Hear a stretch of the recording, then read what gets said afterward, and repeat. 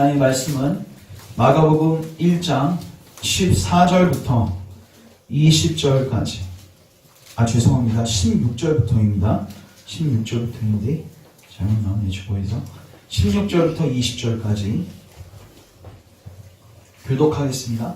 갈릴리 해변으로 지나가시다가 시몬과 그 형제 안드레가 바다에 금을 던지는 것을 보시니 그들은 어부라. 예수께서 이르시되 나를 따라오라. 내가 너희로 사람을 낳는 어부가 되게 하리라 하시니 곧 그물을 버려두고 따르니라. 조금 더 여호와 그 형제 요한을 보시니 그들도 배에 있어 그물을 부르는데 같이 읽습니다. 곧 부르시니 그 아버지 세배들을 품꾼들과 함께 배에 버려두고 예배를 따라가니라. 아멘. 기도하겠습니다. 하나님, 오늘도 주님께서 제정하신 이 은혜의 수단을 통해서 여기 모인 주의 모든 백성들에게 주의 은혜를 베풀어 주시고 특별히 이 말씀이 선포될 때 하나님 예수 그리스도의 얼굴에 있는 그 하나님의 영광을 알 수 있는 빛을 우리 마음속에 비춰주셔서 예수님 안에서 그리스도를 발견하고 예수님 안에서 하나님의 아들이심을 발견하여 예수님을 참되게 믿을 수 있는 은혜가 있게 하여 주시옵소서. 믿음으로 의에 이르고 구원에 이르고 이제 남은 생이 주님과 진정한 동행의 삶을 살 수 있도록 성령님께서 강력하게 역사하시고 일하여 주시옵소서. 예수님의 이름으로 기도합니다. 아멘. 자, 오늘은 마가복음 1장 16절부터 20절 말씀을 가지고 따라하겠습니다. 하나님 나라, 백성의 삶, 하나님 나라, 백성의 삶이라는 제목을 가지고 주의 말씀 증거하도록 하겠습니다. 우리가 지난 시간에 예수님께서 공생의 첫 번째 증거하셨던 메시지의 핵심이 하나님의 나라라고 했습니다. 맞죠? 성경 전체를 한 단어로 요약하자면 하나님의 나라입니다. 이렇게 설명할 수 있습니다. 우리 모든 인간들은 이스라엘 백성들이 바로의 압제에 있었던 것처럼 우리 모든 인간들은 태어날 때부터 사단의 압제 속에서 살고 있습니다. 그래서 인간들은요, 죄의 종로를 타고 있고요. 그리고 결국에는 사망에 처해지게 됩니다. 영원한 하나님의 불모 심판을 겪을 그 상태 속에서 모든 인간들을 살고 있는 거예요. 그리고 여기에 예수님께서 신적 침입자로서 이 땅 가운데 뭐 하셨어요? 침투하셨어요. 침투하셔서 무엇을 하셨는가? 먼저 독재자를 수뇌부를 제거하셨습니다. 어떻게 해서요? 십자가에 죽고 부활하심으로써 사단의 머리를 박살내셨습니다. 여러분 이걸 꼭 기억하셔야 되는데 예수님께서 죄와 사망의 권세를 깨셨습니다. 이 말이 즉슨 우리에게 풀려날 수 있는 소망이 생겼다는 거예요. 그러니까 예수님께서 수뇌부의 머리를 박살내시고 이제는 무엇을 하신가? 그 수뇌부를 제거한 거기에 하나님의 나라를 세우신 다음에 주변에 있는 그 포로들을 독재자의 포로 속에 있었던 그 사람들을 뭐 하시냐면 초청하십니다. 일로 들어오라는 거예요. 사단의 압제에서 자유함이 없었던 그 영혼들을 향하여 이제는 너희는 그 사단의 나라에서 나와서 하나님의 나라로 들어오라는 것입니다. 이게 바로 구원입니다. 구원은 하나님의 나라로 다시 태어나는 것입니다. 사단의 나라에서 사망 선고하고 이제 하나님의 나라의 시민으로서 새 생명으로 살아가는 것입니다. 이게 구원이고 이게 성경 전체의 요약입니다. 그러면 이제 우리가 이 하나님의 나라 그리고 하나님의 나라에 들어온 사람들을 우리가 하나님 나라의 백성이라고 하는데 그 나라의 백성의 삶이 무엇인가? 굉장히 추상적이지 않습니다. 하나님의 나라로 들어오는 것. 여러분 나라가 바뀌면 뭐가 바뀌죠? 제일 먼저 바뀌는 게 법이 바뀝니다. 맞죠? 그 사람을 지배하고 있는 법이 바뀌어버려요. 그래서 법이 바뀌면 그 법대로 이제 살아야 되는 거예요. 그래서 오늘은 과연 어떠한 법이 바뀌는가? 하나님 나라의 백성은 어떻게 살아야 되는가? 이 하나님 나라의 백성의 삶에 대해서 나누고자 합니다. 세 가지로 나눠서 살피겠습니다. 첫 번째, 따라하겠습니다. 하나님의 자원으로 사는 삶. 이 말은 무엇을 시사합니까? 우리가 하나님 나라에 들어오기 전에 세상 나라에서 살 때는 누구의 자원으로요? 우리의 자원으로 삽니다. 오늘 그 소유리 문답 시간에 제가 이사야 30장을 읽었는데 요거 한 번만 다시 필게요. 그냥 30장 말고 31장 가십시오. 동일한 내용이 있으니까.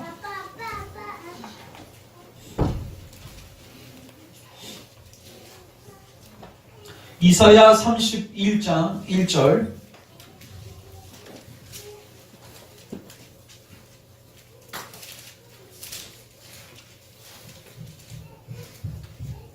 자, 찾으셨으면 우리 같이 한번 읽겠습니다. 시작. 도움을 구하러 애굽으로 내려가는 자들은 화 있을진저 그들은 말을 의지하며 병거의 많음과 마병의 신이 강함을 의지하고 이스라엘의 거룩하신 이를 앙모하지 아니하며 여호와를 구하지 아니하나니. 아멘. 자, 하나님께서 이스라엘 백성들의 죄를 지적하시는데 그 당시에 어떤 형국이냐면요, 아수르가 세계를 제패하고 파죽지세처럼 이제 유대로 이제 밀고 오는 형국이었어요. 이미 북이스라엘은 멸망당했습니다. 그리고 이제 남유다가 강간신신 이제 버티고 있는데 거기도 이제 위협하고 있는 거죠. 그때 누구에게 도움을 구해야 돼요? 하나님께 도움을 구해야 되는데 하나님께 도움을 구하지 않고 그 당시 세계에서 또 강력한 강대국이었던 밑에 있는 애굽을 의지하게 됩니다. 그래서 성경은 무엇을 이야기하고 있어요? 애굽을 의지했고 마병을 의지했다. 군사력을 의지했다. 근데 하나님 이걸 뭐라고 하세요? 30장 1절을 보시면요, 죄의 죄를 더했다. 이걸 죄라고 지적하세요. 여러분, 우리는요 항상 스스로 자기를 강하게 하려고 하고요, 스스로의 힘으로 살려고 해요. 자, 우리에게 적용하면 여러분들의 통장을 늘려나가는 거, 재물을 쌓는 거, 이게 바로 뭐예요? 많은 사람들이 노후를 대책하는 방법입니다. 맞죠? 노후를 대책하기 위해서 집 한 채는 있어야 되고 그리고 늘 나오는 돈은 있어야 된다는 거예요. 근데 여러분, 이게 죄일 수도 있다는 사실을 기억하십시오. 여러분들이 하나님을 의지하지 않고 여러분의 통장을 의지하고 여러분이 갖고 있는 집 몇 채를 의지하고 여러분들의 뭐 자녀를 의지하거나 여태 어떤 것을 의지하느냐, 그게 바로 뭐예요? 이스라엘 백성들이 의지했던 마병과 똑같은 거예요. 근데 하나님은 그런 삶에서 나오라고 하시는 거예요. 그게 세상 나라 흑암의 권세 속에서 사는 사람들이 사는 방식이에요. 나와서 이제는 뭘로 살라는 거예요? 하나님의 자원으로 살라는 거예요. 이거는 우리의 구원뿐만 아니라 우리의 구원도 누구의 자원으로? 하나님의 자원, 그리스도께서 행하신 모든 것으로 우리에게 주어지는 것이고, 우리의 사역도, 여러분 사역도 누구의 능력으로? 하나님의 능력으로. 그래서 하나님의 자원으로 사역하는 것은 성령을 의지해서 사역하는 것으로 요약할 수 있어요. 여러분, 사도행전에 보시면요, 예수님께서요 그 베이신 문도들에게 이렇게 말씀하세요. 1장 3절을 보시면 그래 들으십시오. 하나님의 나라 일에 대해서 계속 설교하십니다. 예수님께서 승천하시기 전에. 그리고 그들에게 야, 너 곧바로 이제 하나님 나라를 위해서 투입! 이렇게 안 하시고 예루살렘을 떠나지 말고 기다려라. 뭐를 기다려라? 성령을 기다려라. 이게 뭐예요? 하나님의 자원이 부어질 때까지, 권능이 임할 때까지 뭐하라? 기다려라. 왜? 네가 해야 할 사역은 네 능력을 할 수 있는 게 아니야. 네가 기다리고 하나님을 찾고 구할 때 하나님이 자원을 부어주시는데 그게 바로 누구세요? 성령 하나님이시죠. 아버지께서 약속하신 것을 기다려라. 그래서 여러분 사도행전에 보면요, 평범하지 않습니다. 하나님의 자원이 부어지니까 하나님 스케일의 일이 일어나는 거예요. 그래서 세상 나라에서 하나님 나라로 옮긴 하나님 백성들의 가장 중요한 특징이 뭐냐? 자기의 자원이 아니라 누구의 자원? 하나님의 자원. 이거는 우리의 영적인 부분도 그렇고 육적인 부분도 그렇고 모든 것을 다 하나님의 자원을 의지해서 사는 것입니다. 사실 예수님도 이 부분에 있어서 유혹을 받으셨죠. 돌덩이가 그 돌이 떡이 되게 만드는 그 유혹을 받으셨습니다. 그게 뭐예요? 하나님 말고 보이는 어떤 것을 의지하게 만드는 거예요. 그러니까 하나님의 자원을 의지하는 것이 아니라 우리의 자원을 의지하게 만들려는 사단의 속셈이죠. 사단의 나라에서만 통하는 거고 하나님 나라에서는 용납이 될 수 없는 삶인 것입니다. 자, 두 번째 따라하겠습니다. 하나님의 목적을 따라 사는 삶. 오늘 본문 잠깐 보십시오. 마가복음 1장 16절. 예수님께서 갈릴리 해변으로 지나가시다가 시몬과 그 형제 안드레가 바다에 금을 던지는 것을 보시니 그들은 억울하다. 자, 여기까지 제가 읽고 여러분들에게 질문합니다. 베드로와 안드레가 있는데, 자, 그들이 과거에 살았던 삶의 목적이 무엇이었죠? 이거 읽고 유추해 보세요. 지금 뭐 하고 있습니까? 바다에 가서 금을 던지고, 예? 여러분 사는 삶의 방식 아닙니까? 출근하세요, 안 하세요? 출근하고 있잖아요. 그럼 여러분 유추해 보세요. 삶의 목적은 뭐예요? 그냥 먹는 게 목적이에요. 그리고 조금 더 수명을 연명하고 또 행복한 가족 이루는 거고, 그리고 또 좀 넉넉하게 벌어서 노후 대책하는 거. 이게 뭐예요? 세상 나라 사람들이 사는 삶의 목적이에요. 지극히 평범하죠? 근데 성경은 이거를 죄라고 하고 있습니다. 자, 17절 읽어보겠습니다. 시작. 예수께서 이르시되 나를 따라오라. 내가 너희로 사람을 낚는 어부가 되게 하리라. 예전에는 고기를 낚는 어부였는데 이제는 사람을 낚는 어부가 되게 합니다. 사람을 낚게 한다는 게 뭔 말이에요? 너를 하나님 나라의 군사로 쓰겠다는 거예요. 이제는 하나님 나라로 들어오면 인생의 목적 자체가 뭘로 바뀌어지냐면 하나님 나라를 확장시키는 그 삶으로 주님 초대하신다는 것입니다. 자, 마태복음 이거 하나 찾으세요. 마태복음 6장 31절.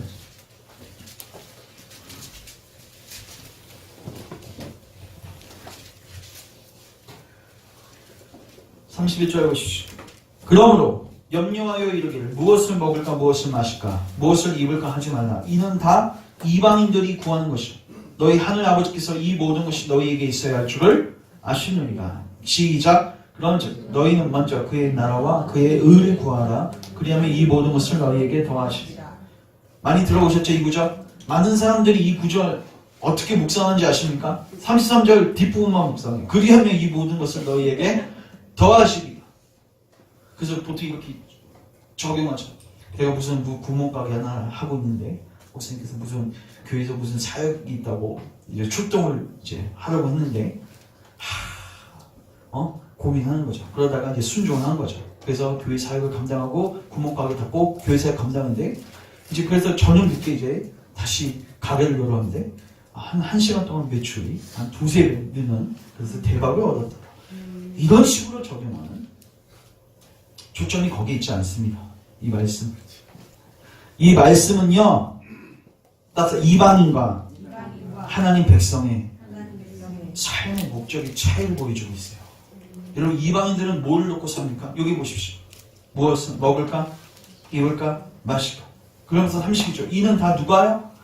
이방인들. 여기서 이방인들은 누구냐면요, 세상 나라에 살고 있는 사람들을 의미해요. 하나님 나라 백성이 아니라 아직 하나님 나라 백성으로 살지 않고 있는 밖에서 사는 사람들의 삶의 목적이에요. 더 좋은 차, 더 좋은 집, 더 좋은 지위, 더 좋은 노후 대책, 이게 목적이 돼서 사는 삶. 교회 안에서 이거 추구한다고 죄라고 얘기 안 하고 있죠? 요새 죄입니다. 이방인들이 구하는 것입니다. 여러분, 하나님 나라로 초대할 때는요, 이런 제자들을 보십시오. 인생 목적이 달라졌어요. 그러니까 여러분, 교회 안에 들어왔는데 여전히 세상적인 목적, 예전에 갖고 있던 가치관 그 목적 그대로 뭐만 바뀌었어요? 예전에는 내 스스로 했다면 이거 하나님께 또 구해. 내 목적을 위해서 하나님을 이용하는 거에 불과한 거죠. 전혀 목적이 바뀌어지지 않는 삶. 그리스도인들은 절대로 그래서는 안 됩니다.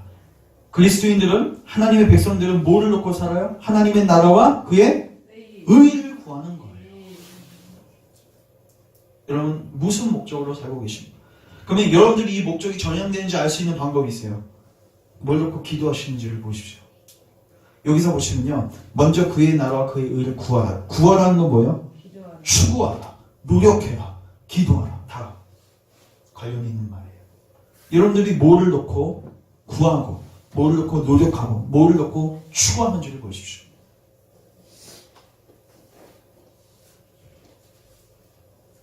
신자들은 따라서 하나님의 나라와 하나님의 의를 구하는 삶으로 초대받았습니다. 그리고요, 잘 들으십시오. 이렇게 하나님의 목적대로 살게 될 때, 아까 첫 번째 뭐였죠? 하나님의 자원이죠. 그때 하나님의 자원이 임하십니다. 잘 들으세요. 여러분들의 목적을 이루기 위해서 살면서 하나님의 자원이 임할 걸 기대하지 마십시오. 그리고 오히려 그때는 임하는 건 저주입니다. 저주입니다. 왜? 자기가 잘 가고 있다고 착각하니까. 오히려 삶이 망해야 돼, 그렇게 되면. 그게 축복이에요. 내가 내 목적대로 가고 있고 내 욕심대로 가고 있을 때 하나님께서 징계를 허락하셔서 그냥 풍족상 망하는 게 축복이지. 그럼에도 불구하고 하나님의 자원이 부어진다. 그건 오히려 저주입니다. 그래서 여러분 이렇게도 기도하셔야 돼요. 내가 바르게 가고 있지 않으면 주님 나를 쳐주세요. 기도하셔야 돼요. 바르게 가는 게 중요한 것입니다. 그래서 하나님의 자원은 하나님의 목적대로 갈 때 뭐예요? 임하는 거예요. 자, 요한복음 5장 잠깐 가보시면 5장 31절. 그리고 이거는 NIV로 하나 열어주세요. NIV 성경으로. 자, 일단 여러분들은 5장 31절.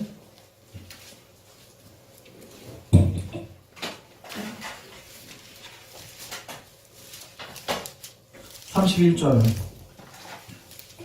30절부터 잠깐 보시면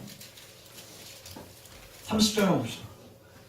NIV 성경. 자, 일단 30절 같이 한번 읽겠습니다. 시작. 내가 아무것도 스스로 할 수 없노라. 듣는 대로 심판하노니 나는 나의 뜻대로 하려 하지 않고 나를 보내신 이의 뜻대로 하려 함으로 내 심판은 의로우리라. 아멘.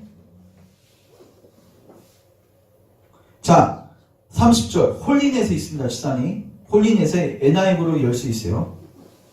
자, 여기 30절 보면요, 컨트롤하고 확대하시는데요, 쭉 확대하셔서 30절 가주세요.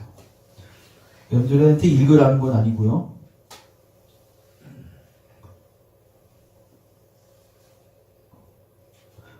이거 맞습니까? 이거 아닌데? 이거 6장 같은데요? 올라가 보세요. 자, 우리 말씀 볼게요. 내가 아무것도 스스로 할 수 없노라. 그러면은 예수님께서는 사역하실 때 스스로 할 수 없어요. 그럼 어떻게 사역하셨어요? 누구의 능력으로? 성령의 능력. 성령의 능력으로, 하나님 자원으로 사역했어요. 맞죠? 그래서 심지어 여러분, 예수님께서 심판의 메시지를 선고하실 때에도 누구에게 지혜를 받아서요?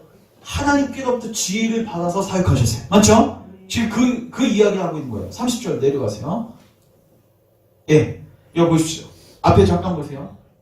자, by myself, 내 스스로 I can do nothing. 나는 아무것도 할 수 없습니다. I judge. 나는 심판한다. 이것도 사역 중의 일부이죠. 맞죠? 예수님께서 심판을 선고하시는데 예수님께서는 듣는 대로 심판하세요.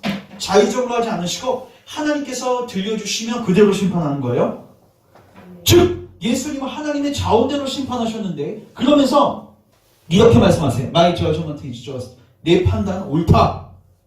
즉 나의 판단은 누가 뒷받침하신다? 하나님 뒷받침하신다. 근데 for, 이유가 나와 있습니다. 잘 보시면 I seek not to please myself. 나는 나 자신을 기쁘게 하는 것을 추구하지 않는다. But him who sent me. 나를 보내신 자를 기쁘게 한다. 이게 뭐예요? 예수님은요, 사역의 목적이 누구였어요? 하나님이셨어요. 자기가 목적이 아니라 하나님의 목적이었고, 하나님을 기쁘시게 하는 게 목적이었어요. 즉 하나님의 목적으로 전향해서 사역했더니 하나님께서 뭐를 부어주세요? 그분의 자원을 부어주시는 거예요. 여러분 이 찬양 아시죠? 하나님의 사랑이 영원히 함께하리. 십자가의 길을 걷는 자에게, 순교자의 삶을 사는 이에게. 잘 보십시오. 하나님의 사랑과 자원과 능력이 함께해요. 누구에게요?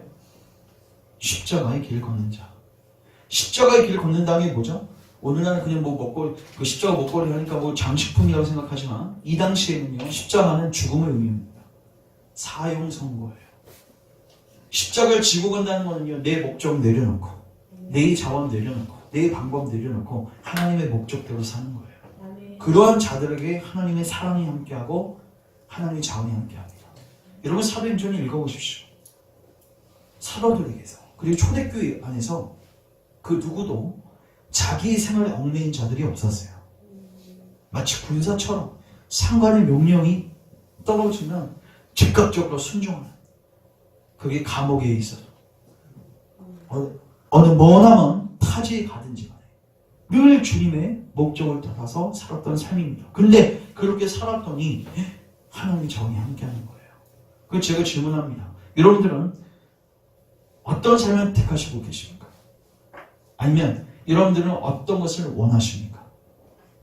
여러분들 아마 지금까지는요, 여러분들의 목적대로 아마 삶을 영위했을 거예요. 제가 질문합니다. 재미있습니까? 그 삶이? 만족스럽습니까? 재미없습니다. 왜요? 하나님의 자원을 경험 못하니까. 여러분 자원밖에 경험 못하는 거예요.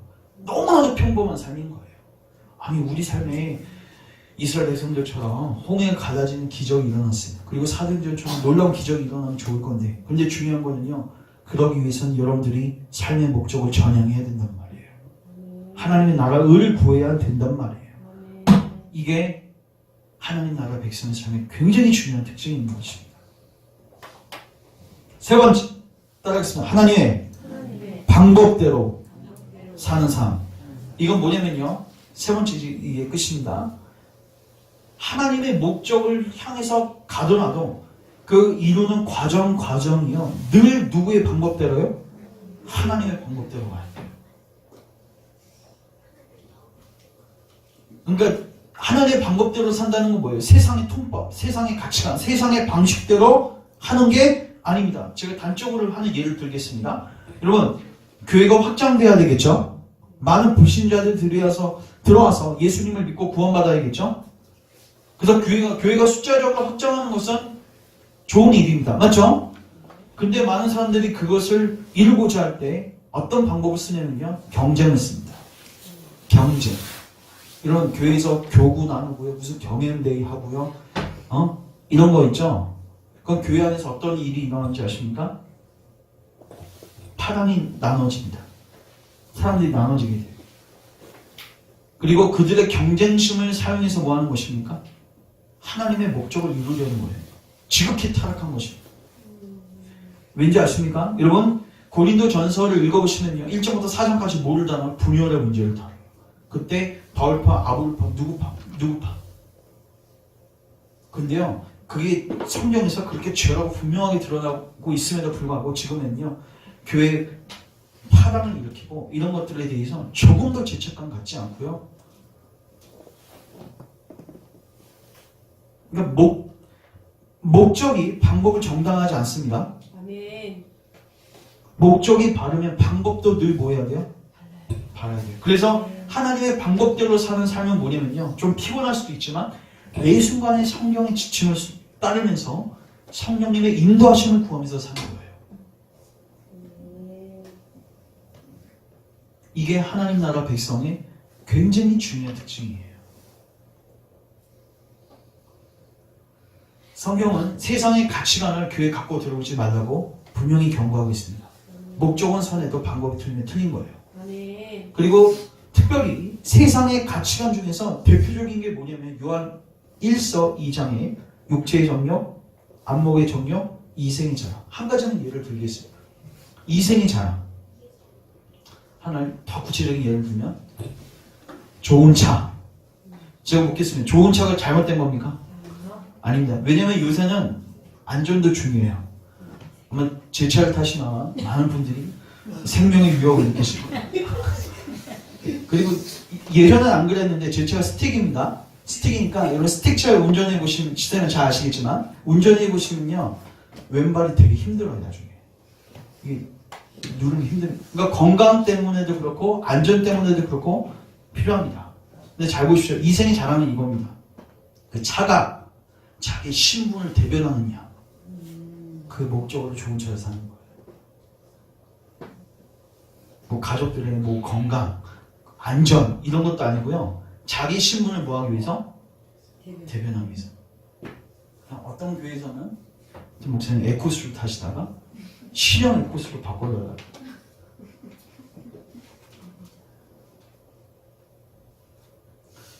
여러분들, 근데 여러분 솔직히 말해서 이거는 여러분들 동창회만 나가도 벌어지는 일들이에요.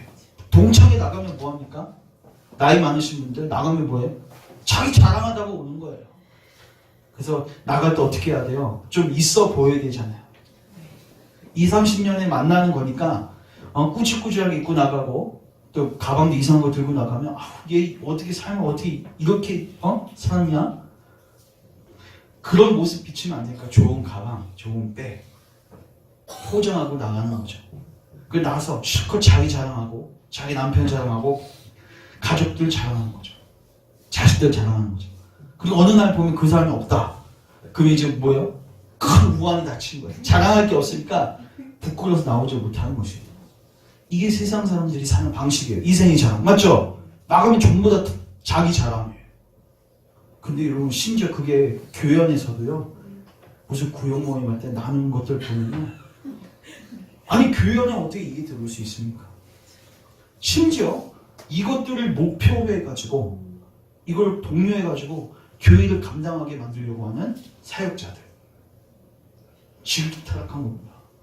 하나님의 목적을 이룬다고는 포장하죠. 하나님의 나라 확장을 위해서 뭐 몇만 명 성도 구원을 위해서 한다고 하지만 방법은 전혀 성경적이지 않습니다. 세속적입니다. 하나님 방법대로 일하십니다. 아멘. 그래서 하나님의 목적을 따라 하나님의 자원으로 하나님의 방법을 따라 사는 삶. 이게 뭐예요? 하나님의 백성으로 사는 삶이에요. 아멘. 오늘 우리가 읽은 마가복음을 보시면요. 안드레와 베드로와 요한과 야고보 4명을 부르시는데 목적 바꿔주시죠. 맞죠? 바꾸세요 안 바꾸세요? 사람을 낳는 어부가 되리라. 그 다음에 중요한 건 네가 사람을 낳는 어부가 돼가 아니라 내가 너희를 사람을 낳는 어부로 만들어 주겠다. 말씀하세요. 이 말은 뭐예요? 네가 그 목적대로 살면 그 자원 내가 공급하겠다는 거예요. 그리고 예수님이 말씀하시죠. 나를 따르라. 따르라는 건 뭐예요? 항상 내 방법대로 쫓아오라는 거예요. 이게 예수님의 초청인 것입니다. 마지막. 자, 그러면은 제가 묻겠습니다. 이렇게 초청했더니 베드로 어떻게 했어요? 안드레 어떻게 했어요? 야고보, 요한 어떻게 했어요? 예수님 따랐습니까? 아니면 떠났습니까? 따라왔죠. 성경을 보면 뭐라고 되어 있어요? 부모를 버리고요. 그리고 자기의 직업을 버리고 쫓습니다. 자, 그러면 이거하고 반대로 이런 부자 청년 아시죠? 부자 청년도 예수님 뭐하죠? 마지막에 재물을 다 팔아 나를 뭐하라? 따르라. 근데 우리는 보통 이렇게 묵상하죠. 부자 청년은 돈이 많아서 근심하면서 떠났고 베드로는 가난해서 가진 게 없어가지고 뭐 가진 것도 없는데 뭐 예수님 나도 따라야지. 그런 마인드로 예수님 따랐다. 맞습니까? 아니야. 이거 하나만 찾습니다. 누가복음 5장.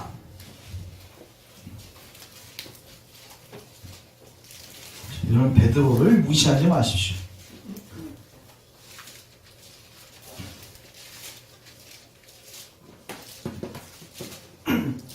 2절 3절 같이 읽습니다. 시작. 호숫가에 배 두 척이 있는 것을 보시니 어부들은 배에서 나와서 그물을 심는지라. 예수께서 한 배에 오르시니 그 배는 시몬의 배라. 그 배가 누구의 배래요? 여러분 배 있으십니까 지금? 여러분 베드로 가난하지 않았습니다. 배가 있었어요. 배가. 베드로는요 안정적인 직업이 있었고요. 살 수 있는 충분한 노후도 보장이 되었었고요. 행복한 가정도 있었습니다. 근데요 제가 묻겠습니다. 어떻게 해서 그들은 주저함 없이 예수님을 따랐고 부자 청년은 근심하면서 예수님을 따르지 않았는가? 이유가 무엇일까요? 오늘 찬양하고 관련되어 있습니다. 보는 거요. 자 보십시오. 예수님께서 비유로 말씀하시죠. 천국은 마치 보화와 같고 진주와 같으니 그것을 발견한 다음에 뭐예요? 다 팔아서 소유를 다 팔아서 그것을 산다고 하죠.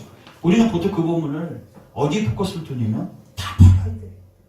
헌신해야 돼. 이걸 강조해요. 근데 그 본문의 핵심은요. 발견하는 것입니다. 잘 보세요. 보화 진주의 가치를 발견하면요. 파는 거는 상식적인 일이에요. 당연한 일이에요. 마태복음 16장에 보면 예수님께서 너는 나를 누구라 하느냐. 그러니까 베드로가 당신은 그리스도시고 하나님의 아들이십니다. 이 고백하죠. 예수님 안에서 뭘 발견한 거예요?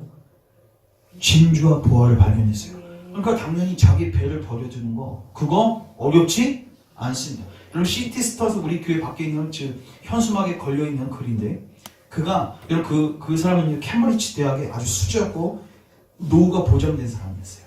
그 사람이 이런 말을 합니다. 선교사가 되면서 예수 그리스도가 하나님의 아들이시고 그분이 나를 위해서 죽으신 것이 사실이라면 내가 그분을 위해 드리는 어떤 인생도 결코 크다고 할 수가 없습니다. 뭔 말이에요?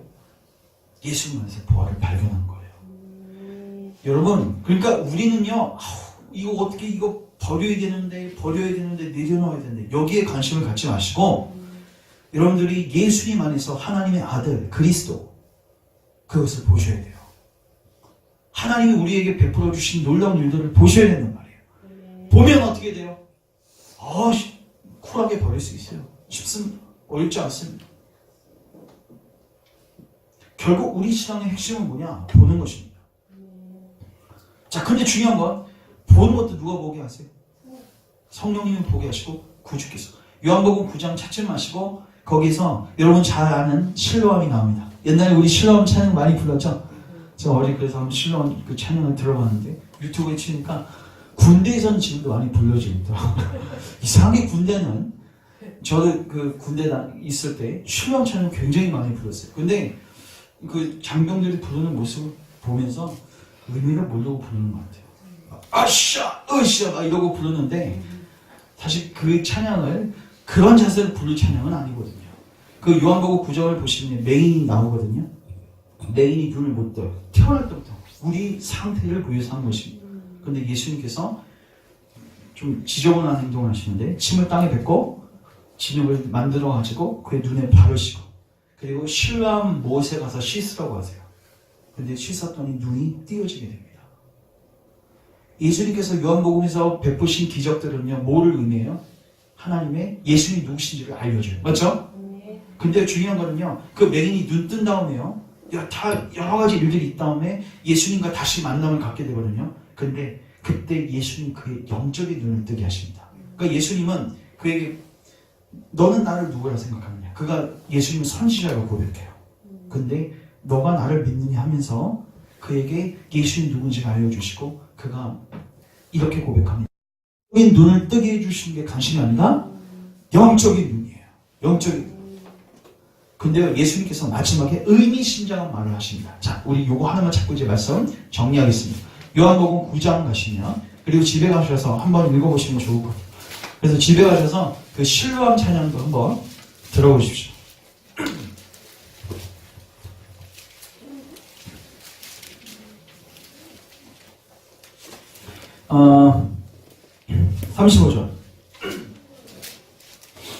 35절 보시면 예수께서 그들이 그 사람을 쫓아냈다는 말을 들으셨더니 그를 만나서 이르되 내가 인자를 믿느냐 대답하여 이르되 주여 그가 누구십니까? 아직은 육적인 눈은 떴지만 예수님 안에서 메시아를 아직 발견은 못했죠?